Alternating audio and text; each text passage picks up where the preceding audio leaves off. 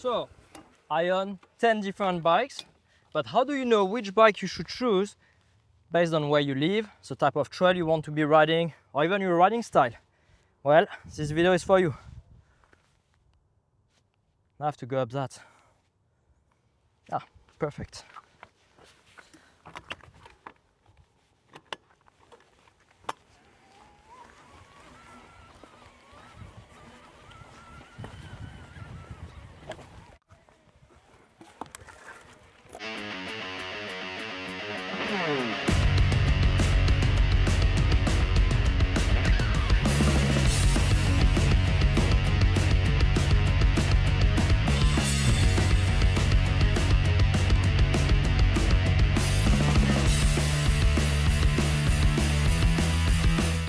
Welcome back to my garage. If you are new to this YouTube channel, this is a little bit the art of my house where I make all the videos, and behind me are the 10 Propain bikes I've been using.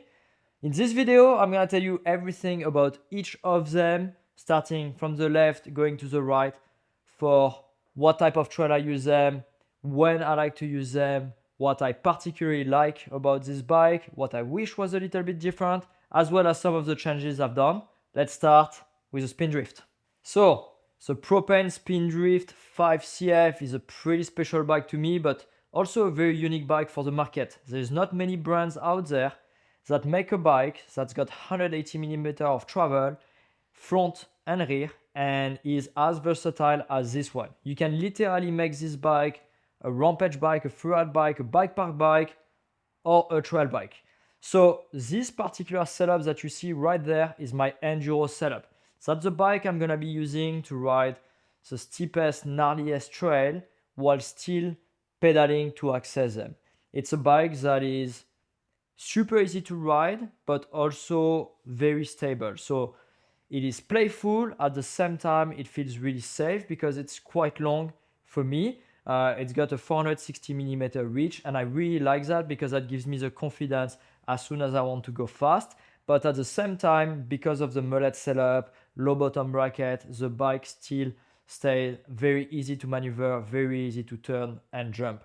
With the Propain suspension, just like on all those Propain bikes behind me, it pedals really well and it stays very poppy while providing you good comfort and good suspension performance. So I feel like this is why this bike performs so well. It's got a great geometry. It's got suspension that's gonna be very progressive, so therefore capable to handle those very big impact while staying comfortable on a smaller impact. And of course, that platform that provides good pedaling. It's not the bike I'm gonna be using if I just want to pedal all day.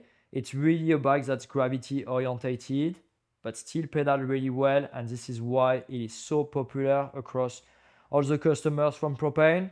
If we look specifically at this build, you'll notice that I've got an air fork. This is a Zeb with a Vorsprung Secus upgrade.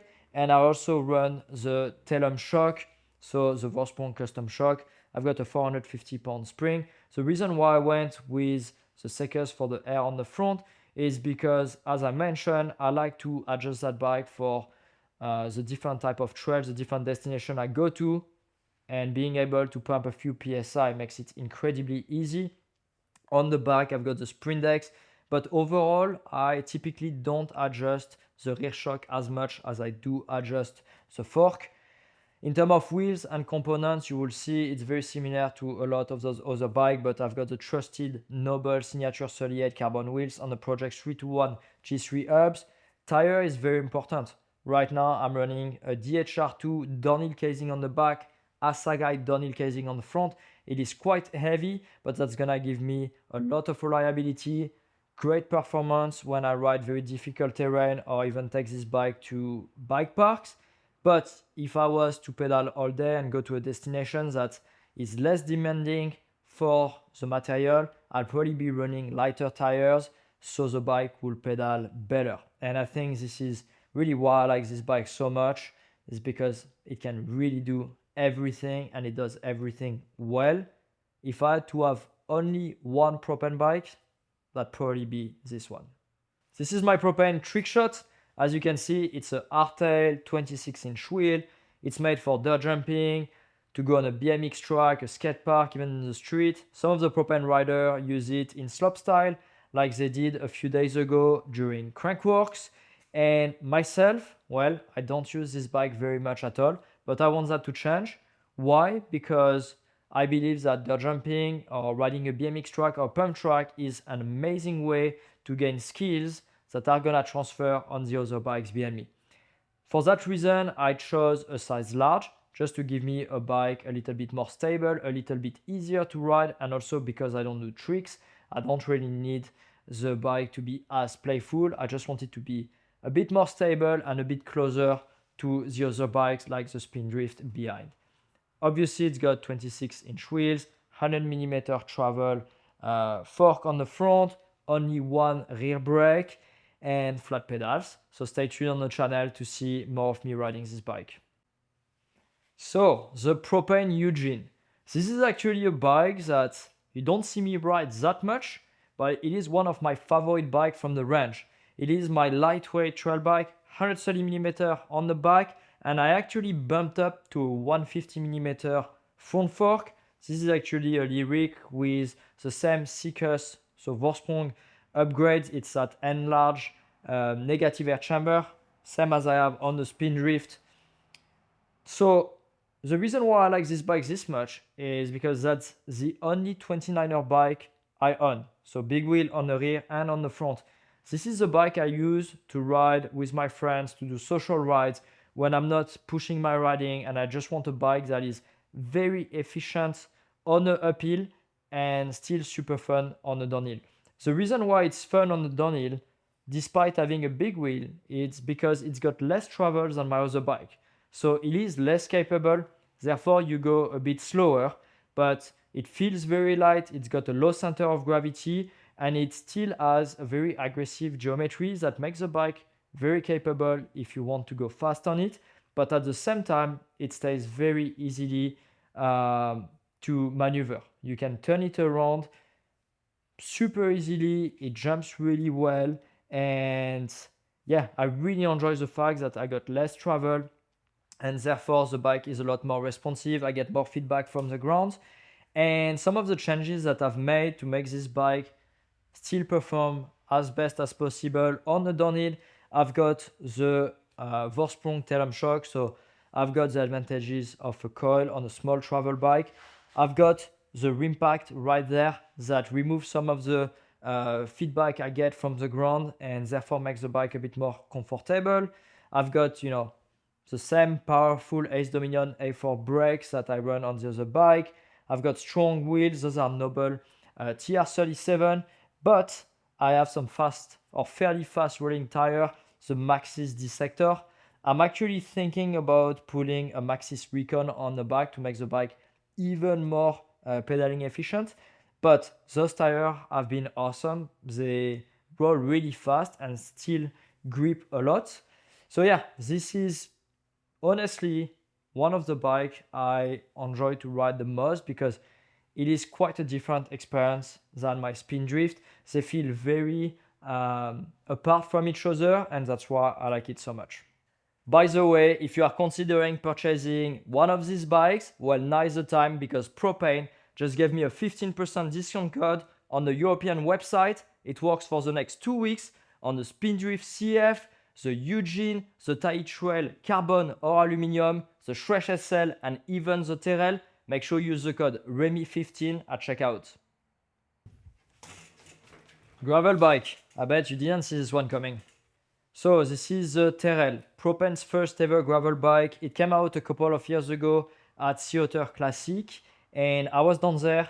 I originally hadn't ordered one of these bikes because I own a road bike, but I got to ride one around California, and honestly I was blown away by how quick they were.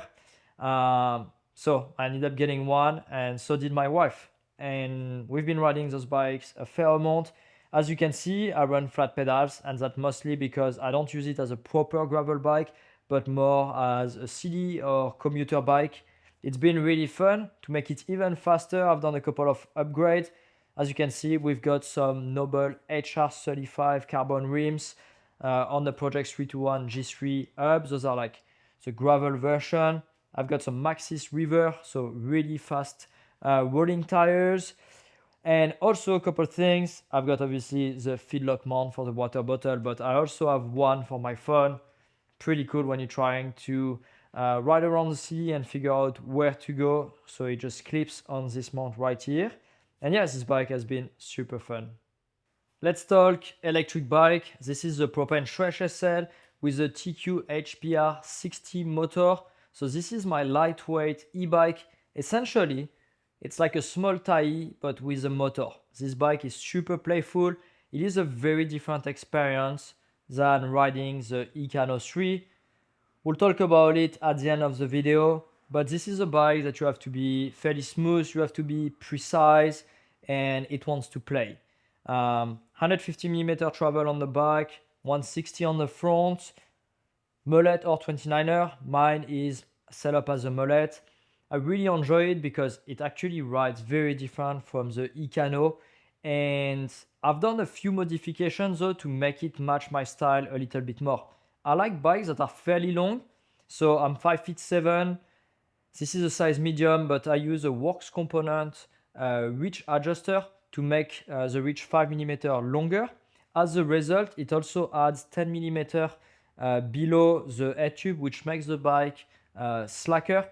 Essentially, that makes the bike more capable, more stable, but it stays very playful.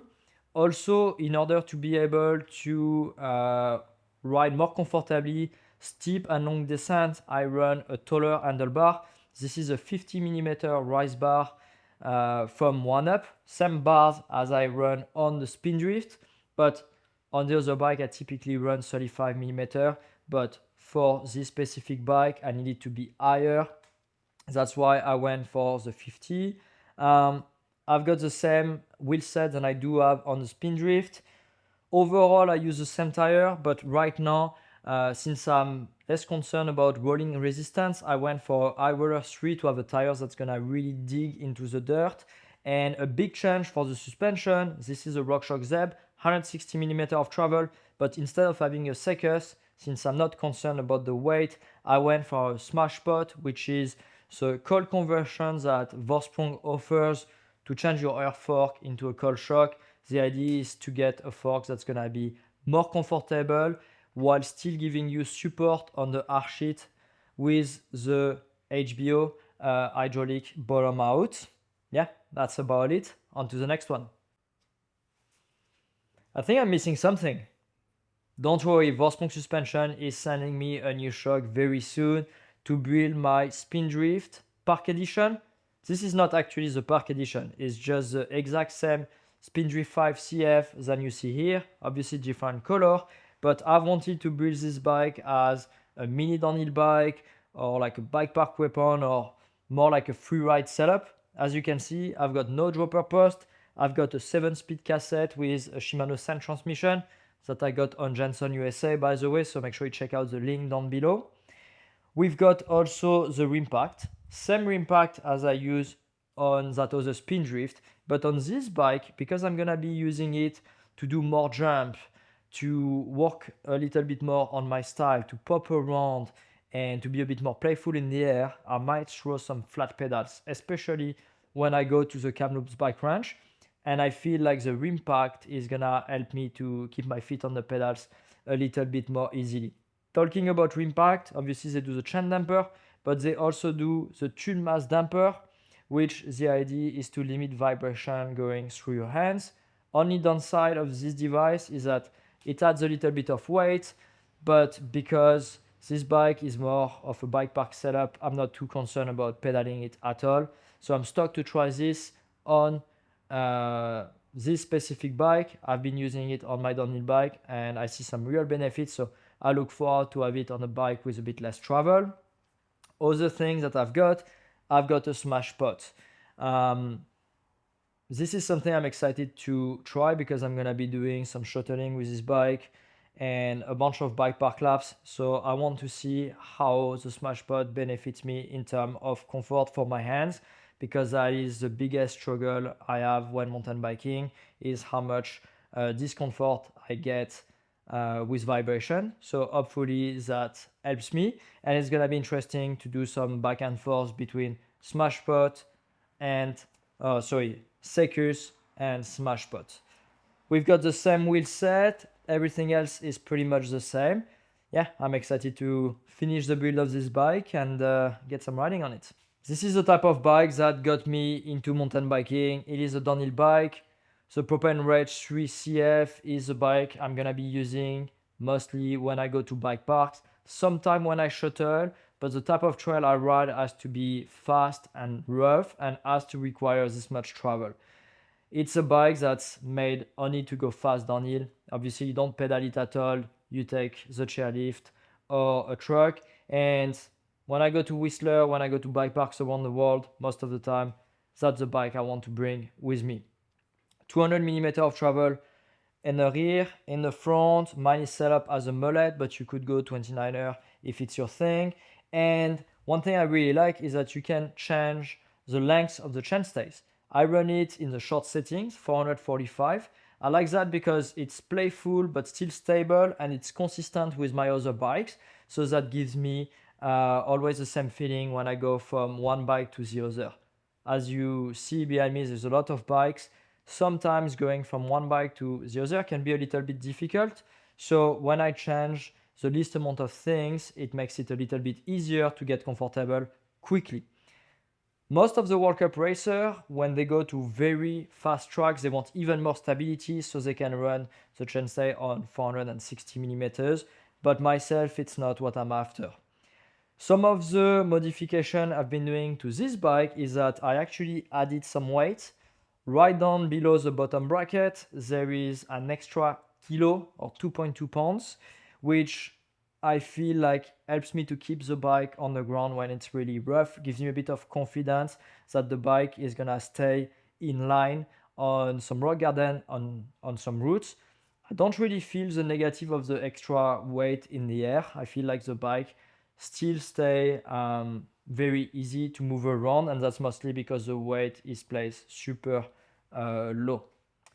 Few things that I've been doing is that I've actually changed a little bit my suspension setup from when I first got the bike. I actually removed the volume spacer in the fork, so I now only run one volume spacer to make the fork a bit more linear.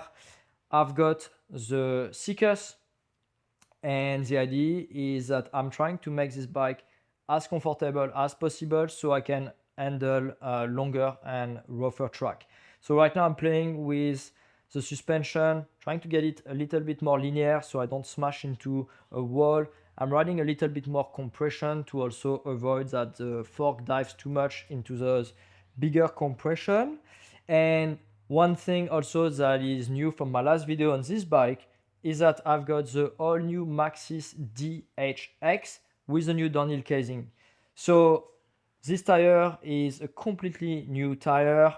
It's a 2.5, so it's quite wide, it's pretty meaty. The side knobs and the center knobs are actually quite beefy. They don't flex nearly as much as on some of the other models, such as the DHR2 or Asagai.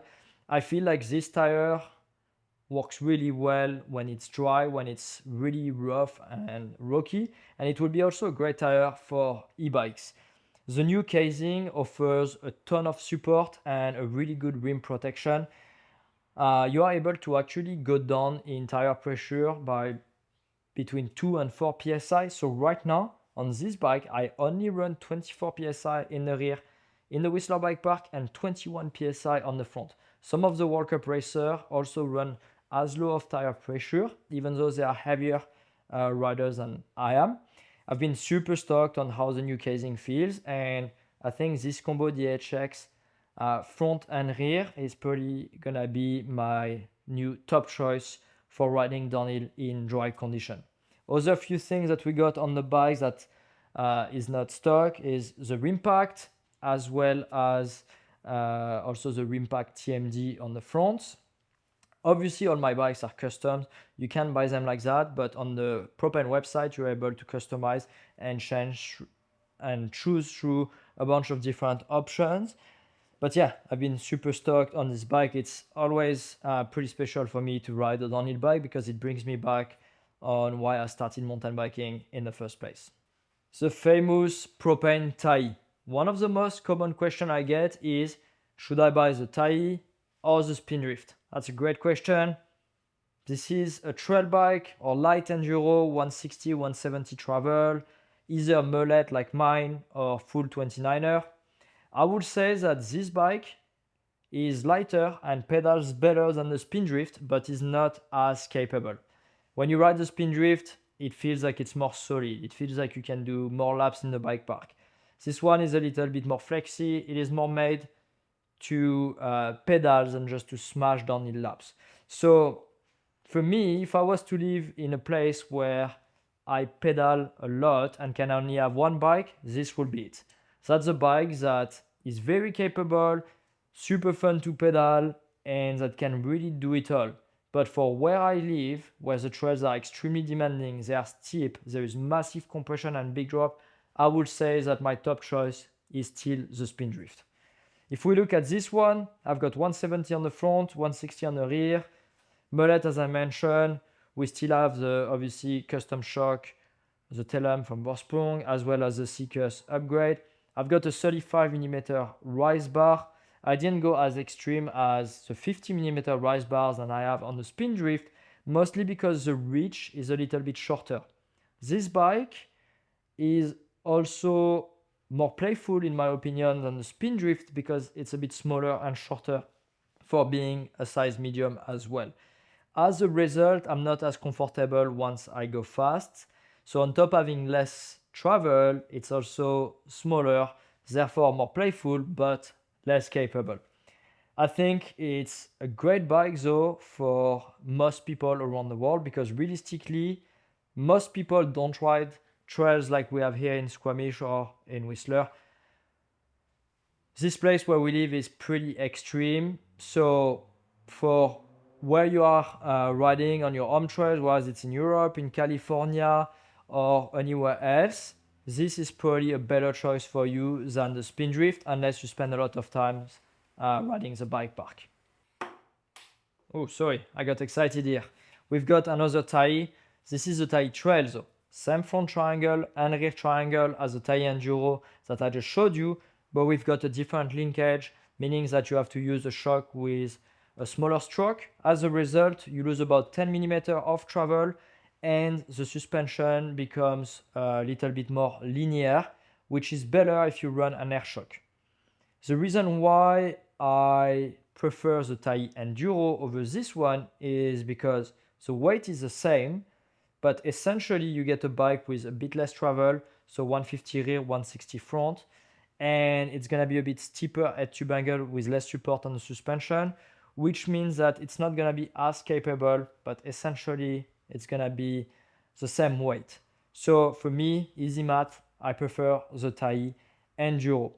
I think though it is a great bike for a lot of people out there who want a lighter trail bike that's gonna be very playful and that's gonna be available as a mullet. For me, I prefer the Eugene.